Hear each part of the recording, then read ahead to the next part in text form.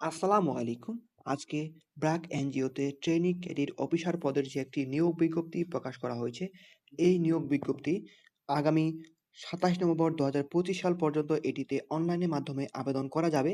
আর এখানে শিক্ষাগত যোগ্যতা সর্বনিম্ন স্নাতকোত্তর বা সমমান ডিগ্রি কমপ্লিট করলে এখানে আপনি আবেদন করতে পারবেন এবং অবশ্যই আপনাকে আপনার যে সিজিপিএ এবং জিপিএ অবশ্যই ২য় শ্রেণী বা সমমান সিজিপিএ থাকতে হবে। সেক্ষেত্রে কিন্তু এখানে আপনি আবেদন করতে পারবেন।